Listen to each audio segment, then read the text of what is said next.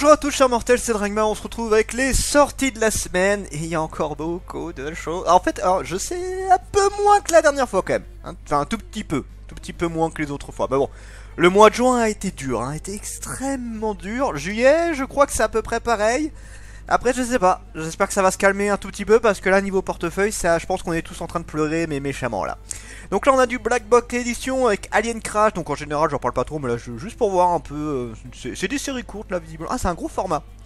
Dans Alien, découvrez 6 histoires courtes à la mode cyberpunk du maître Shuo Itahashi. Composée entre 1981 et 1984, cette anthologie réunit les premiers récits d'anticipation de l'auteur du nom de code Love City ACT. Dans le titre a été adapté en film d'animation en 1986. L'ouvrage s'ouvre sur le personnage de Rick, un enquêteur installé dans le bas-fond d'une ville à la technologie avancée. Sa mission, démêler les mystères entourant le meurtre d'un scientifique dans le cadavre aurait été retrouvé intact dans son véhicule fermé à clé.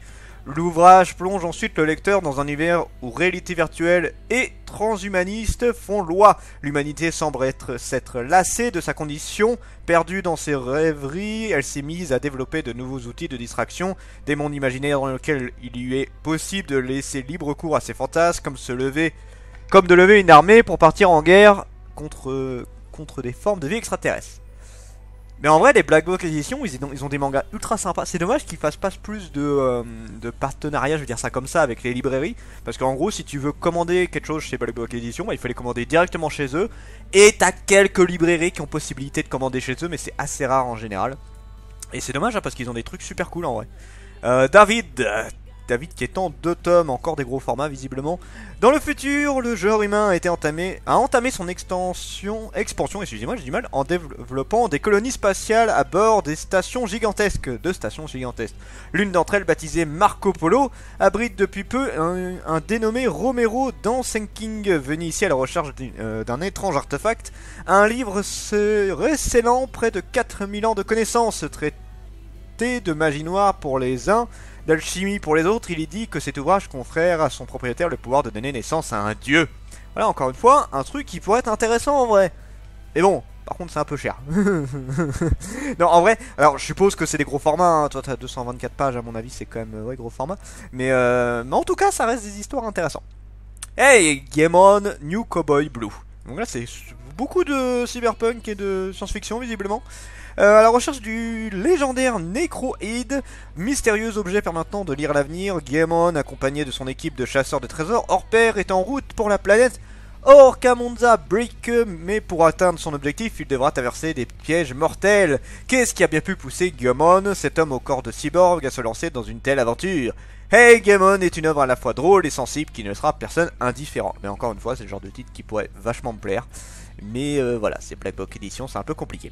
Bon, ensuite Animeland, volume 231, ça on regarde pas trop. Les Black Clovers, toujours aussi... Ah, d'ailleurs, la couverture du tome 23, elle est super belle. Je trouve la couverture extrêmement belle. Alors, je suis très fan hein, des Black Clovers, donc je continuerai la série, bien évidemment. Hein, je suis à jour, je suis totalement à jour sur cette série et j'ai extrêmement hâte de voir la suite. Ensuite, t'as le spin-off Black Clover, Quartet Knight, volume 3, bon... Pour l'avoir lu, les 2 premiers tomes, bah, c'est sympa, mais bon, c'est pas aussi intéressant que la série de base, je trouve. Donc voilà, c'est plus pour les fans hardcore de Black Clover, mais toi, même moi qui suis très fan, bah, j'aime bien, mais sans plus, quoi. Voilà, c'est du bonus, quoi. C'est juste du bonus. Le château de Hurle. Ouais, ok, Château de Hurle, qui est un roman. Mais bon, j'en parle quand même vite fait, parce que bon, vu qu'on a parlé à Yuraido, un peu des light novels, tout ça, je pense que c'est intéressant. Là, je sais pas si c'est un light novel, mais bon, j'en parle, allez, j'en parle. Au cœur de la contrée magique d'Igari, la jeune Sophie s'est résignée à un avenir morne dans sa petite chapellerie de quartier, mais lorsqu'elle a le malheur d'offusquer la sorcière des steppes, celle-ci lui dérobe 60 ans de sa vie, la laissant vieille et démunie, cherchant désespérément un moyen de briser le sortilège. Sophie rejoindra alors l'équipe haute en couleur du grand mage Hurle. C'est au sein de son mystérieux château ambulant qu'elle se retrouvera à pactiser avec le malicieux démon du feu Califé. Ah bah oui, mais c'est... D'accord. Ok, je viens de calculer. Je me disais, mais attends, ça me dit quelque chose ça. C'est une aventure extraordinaire à la recherche de sa jeunesse volée qui commence alors pour Sophie, prête à reprendre en main son destin. Ah la vache. Mais en vrai, toi, j'étais en mode... Mais attends...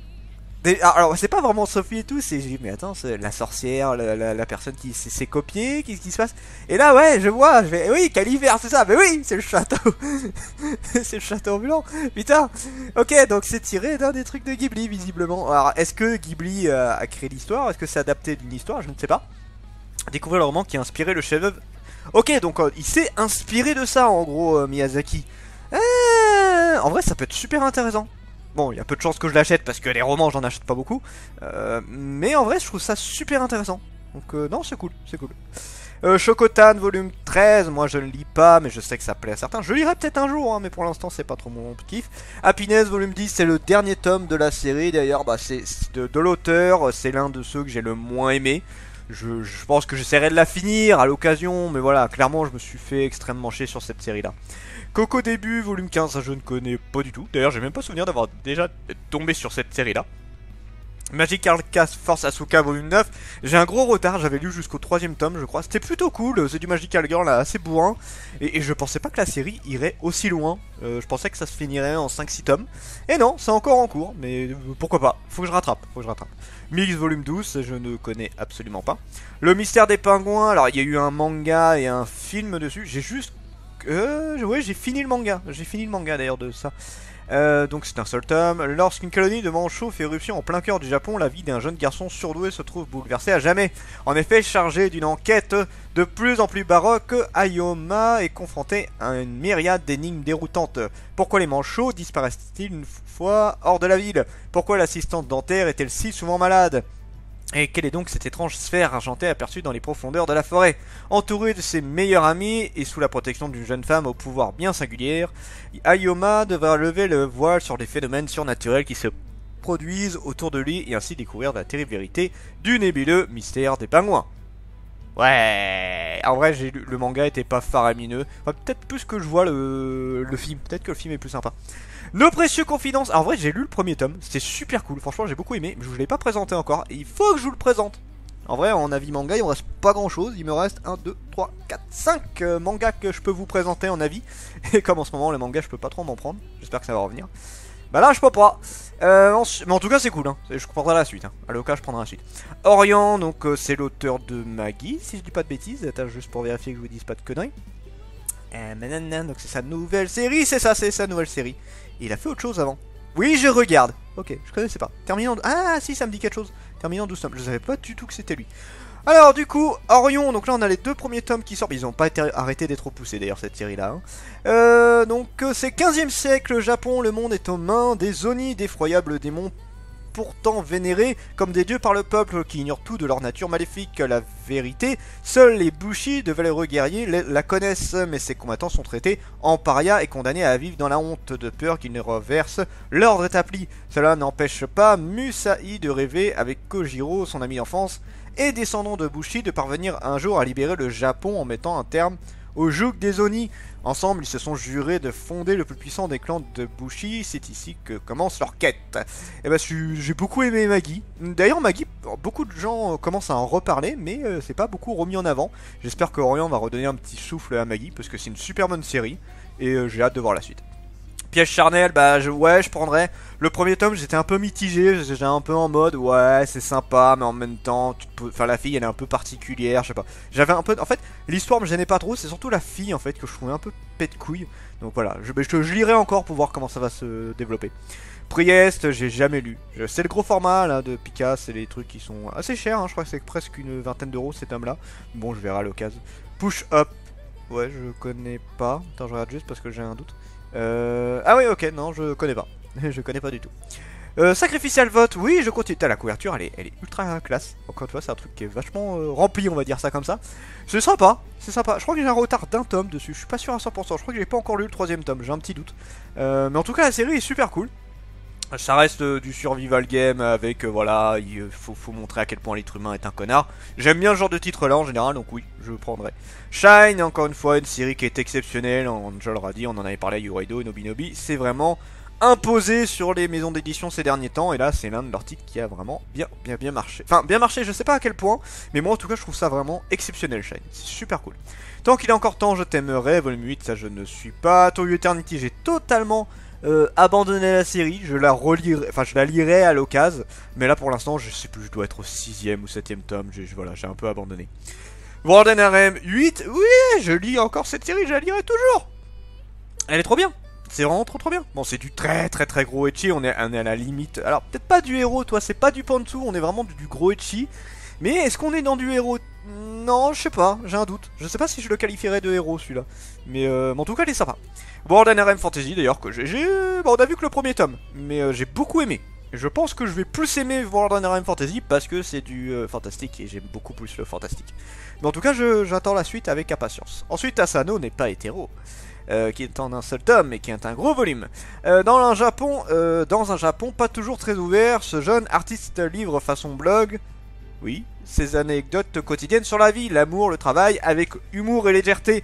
Il porte pourtant un regard très juste sur ses compatriotes et lui-même. N'attendez pas pour vous plonger dans cet ouvrage bourré d'humour et de joie de vivre, qui parle avec simplicité de tout ce qui fait la vie d'un individu. Ce one-shot autobiographie est découpé en 4 parties. La vie insolite d'Asana, la vie d'Asana l'étudiant, la vie amoureuse d'Asana, Asana et Tetsu. Voilà, ok. Bah pourquoi pas en vrai, pourquoi pas, ça peut être intéressant. En tout cas, ouais, je verrai. My Fair Honey, j'ai un retard, j'ai un gros retard sur cette série. Et pourtant, c'est super cool. J'apprécie beaucoup la série. Donc, ouais, faut vraiment que je me rattrape. Colorful Days, j'en avais entendu parler. Et j'étais très intrigué par celui-là. Sora est lycéen, il aime en secret Kanta, son camarade de classe, même à Nao, son ami d'enfance. Il n'a jamais avoué qu'il est gay. Pourtant, quand un jour en classe, à force d'entendre les blagues homophobes des autres garçons, il ne supporte plus le poids du secret et décide de sécher les cours. Et tandis qu'il s'endort près du rivage, un mystérieux homme apparaît et lui dit qu'il l'aime. Qui est-il? C'est intéressant. Juste pour le point fort de ça avait commencé en 2018, World Colorful Day est le second manga tout public du mangaka après le succès international de Marie. Ah, le mari de mon frère. L'artiste continue d'explorer les possibilités que lui offre son éditeur Futabasha en montant cette fois-ci en scène un jeune lycéen gay. Mais c'est super intéressant. Et encore une fois, il y a de fortes chances que je l'achète. Running Girl, ma course vers les Paralympiques, volume 2. J'ai pas encore acheté le premier tome, je le redis, je peux pas trop m'acheter le manga en ce moment. Mais en tout cas, j'ai hâte de le lire. C'est intéressant d'ailleurs parce que c'est vrai que c'est pas vraiment un... J'aime bien m'intéresser un petit peu tous les trucs un peu... Ah, j'aime pas trop dire ça, mais voilà, un truc un peu qui change de ce qu'on a l'habitude de voir. Et là, en fait, ce que j'aime pas dire, c'est voilà, c'est une personne... je sais pas comment le dire sans paraître pour un connard en fait. Voilà, c'est une jeune fille qui a perdu une jambe. Donc elle a une prothèse de base. Et là en fait on voit sa vie de tous les jours. Et surtout elle va partir dans les Olympiques. C'est un truc qui existe depuis un moment hein, si je dis pas de conneries, le fait de pouvoir courir avec des prothèses. Bon c'est des prothèses spéciales hein, on dirait limite des sortes de ressorts.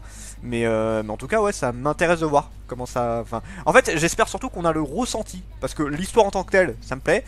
Mais j'aimerais bien avoir le ressenti vis-à-vis de ça. Genre comment les gens voient ça. C'est surtout en fait comment les gens réagissent par rapport à ça qui m'intéresse. Mais en tout cas je le prendrai. Je prendrai la série. Somalie, l'esprit de la forêt, volume 6, bon ça c'est super mignon, super choupi, très agréable à regarder. Tempête de cristal, bah j'attendais beaucoup de ce manga et puis je sais pas, j'ai commencé à regarder, j'ai fait ouais je sais pas, j'arrive pas à accrocher. J'ai pas acheté, j'ai pas encore lu, mais à peine j'ai pris le manga en main, à peine j'ai feuilleté, j'ai eu un sorte de rejet du truc en mode je sais pas, ça me dit vraiment rien. Donc je le lirai je pense à l'occasion mais pas tout de suite. Hein. DSP Romeo volume 3, j'ai acheté par erreur celui-là en fait. C'est vrai hein, au début je pensais que c'était autre chose, mais quand j'ai vu que c'était du yaoi, bon j'ai rien contre le yaoi mais c'est pas ma catégorie préférée, bah du coup j'étais en mode ouais bon j'ai jamais lu au final. Enfant de gore, donc ça y est, Mao édition. Donc leur premier titre qui sort, donc là c'est un light novel là, qui va sortir. Oh ça y est, le light novel encore une fois, oui je refais référence à Yuraido, on en a parlé de tout ça. Et ça y est, ça sort, ça commence à sortir. En vrai, la couverture est super belle. Wilfrid, fils aîné du seigneur forestier de Gore, revient dans son château natal après des années à parfaire sa formation de chevalier. Il y retrouve ses frères, ses sœurs et un père mourant. Wilfrid va devoir prouver sa valeur et démontrer qu'il est digne de gouverner les terres de son père. Mais une nouvelle ère approche et la fin du règne du Terre Pendragon risque de plonger le royaume dans la tourmente. Wouah! Mais attends, c'est un truc par rapport à la table ronde tout ça? Ah! Attends. Je veux lire le point fort. Le premier light novel de création originale française. De création originale française. C'est français comme histoire? Oui. Ah ouais, c'est français, ok. ok. Illustré illustré par un illustrateur coréen, ce livre sera satisfaire à ma... Ah ouais, ça me fait marrant, ça me fait marrer de voir, tu sais, le manga, enfin le light novel est fait par un français et les dessins sont faits par un coréen. Pourquoi pas, hein. Pourquoi pas. Ce livre saura satisfaire amateurs de combats épiques, adeptes de romans fantastiques et de lecteurs de manga. L'histoire dans la légende le récite de trois frères dont le destin est lié au sort du roi Arthur, oui, et de ses chevaliers, une quête qui nous plonge au cœur des intrigues d'un conflit mythique. Alors le pire c'est que je suis putain de fan de la mythologie en rapport avec le roi Arthur, la table ronde, tout ça. Et rien que de voir ça, ça me donne envie de l'acheter. Peut-être. Alors c'est une nouvelle maison d'édition, donc j'ai envie de les encourager quand même, donc ce sera peut-être un de mes premiers light novels, je pense. Il y a de fortes chances. Mais ouais, ça m'intéresse pas mal, ouais, ça m'intéresse pas mal. Kassesan, j'ai pas lu encore, mais j'aimerais bien les lire, les Kassesan, le volume 5. N'oublie pas notre promesse, c'est du yaoi, je regarde pas trop. Negotia, alors je crois que j'avais acheté le premier tome, et j'ai pas adhéré du tout. J'ai vraiment pas adhéré du tout. Je suis pas fan du dessin, je suis pas fan de l'histoire, enfin bref, j'étais un peu en mode blasé quand j'ai vu le truc. Old Boy, double volume, ça j'aimerais bien les acheter, mais j'aimerais plus acheter l'ancienne version que la nouvelle en vrai. J'aime pas trop les nouvelles versions, je préfère avoir les anciennes en général. Redskin, je ne connais absolument pas. Non, franchement, je ne connais pas. Remnant Jujin Omega Verse volume 2, donc pareil, du yaoi, je ne connais pas trop. Santei School, alors je sais que c'est très apprécié, moi j'ai jamais spécialement lu. Shaman King Flower volume 2, bah c'est cool en vrai, hein, c'est plutôt cool, j'ai bien aimé. Je crois que je voulais présenter le Shaman King Flower si je dis pas de conneries. Je sais même plus si j'en ai parlé. je présente tellement de vidéos que je sais même plus ce que je présente au bout d'un moment. Mais en tout cas, c'était très très cool. Étant fan de Shaman King, ça m'a fait très plaisir de revoir un petit peu les transformations, les esprits, le Foryoku, tout ça. Franchement, c'était super agréable. Donc non, c'est cool. C'est pas une longue série, hein, je crois que c'est 5 ou 6 tomes, le Flower. Mais en tout cas, voilà, si vous aimez Shaman King, c'est bon. Vaut mieux avoir vu Shaman King, hein. Si vous avez pas vu Shaman King, je vous conseille vraiment pas de lire ça. Vous allez rien comprendre. Parce que là, on revoit des personnes qu'on connaît. C'est une suite directe, hein. Donc là, on parle de Yao, tout ça, t'es en mode ouais mais c'est qui lui? Bah oui, bah faut avoir lu Shaman King, sinon vous allez rien comprendre. Todag, je suis toujours aussi fan, il faut que je continue la série. J'ai un petit retard du genre, j'ai pas lu le 5ème tome encore, j'avais un peu craqué, j'avais un peu regardé les scans, et mais du coup voilà, faut que je me remette à la série. Et ensuite nous avons Walking Cat volume 1, c'est du zombie? Ah oui. J'ai dit ça totalement par hasard en plus. Depuis que les zombies sont parus en ville, tout est parti en vrille. Jean, un homme dans la vingtaine, fait de son mieux pour survivre seul dans ce chaos. Un jour, alors qu'il approche d'une petite bourgade, il croise un chat blanc déambulant, nonchalançant au milieu des morts vivants. Inquiet de le voir si vulnérable, Jean sauve le chat des griffes des zombies. À ses trousses, peut-être pour le remercier, le chat blanc guide Jean vers la maison de ses maîtres. Un couple de personnes âgées encore saines, d'accord. D'abord méfiant, le mari finit par accepter d'héberger Jean pour la nuit lorsqu'il voit que ses chats lui accordent leur confiance. Le lendemain matin, le chat blanc, prénommé Yuki, se faufile dans le sac à dos de Jean pour partir à l'aventure avec lui, à la recherche de son épouse disparue. Ah. Je m'attendais, mais tellement pas à ça. Ah, je te jure, en fait, alors les mangas de chats, je regarde pas beaucoup, je crois que j'en ai vu qu'un. C'est pas mon kiff en général. Mais là, déjà c'est du zombie, donc juste pour ça, je trouve ça trop cool. Mais là, en vrai, ça me tente énormément. je découvre, hein. Là, je découvre avec vous là le planning. J'ai pas trop regardé en vrai. Là, je viens vraiment de découvrir. Ah ouais, mais totalement. Là, franchement, totalement Walking Cat, je l'achète. Ah, sans hésitation. Je sens que je vais bien aimer celui-là. Donc voilà. Après, il nous restera juste la semaine prochaine à faire. Il y a plus grand chose. Et encore, hein, la semaine prochaine, si on regarde bien, voilà, s'il y a juste le lundi, mardi. Enfin, si on passe à juillet quoi après. Donc là, on se retrouvera pour les achats de juillet la prochaine fois. Donc voilà, c'était les sorties de la semaine, c'était Dragmar et je vous dis à la prochaine, chers mortels.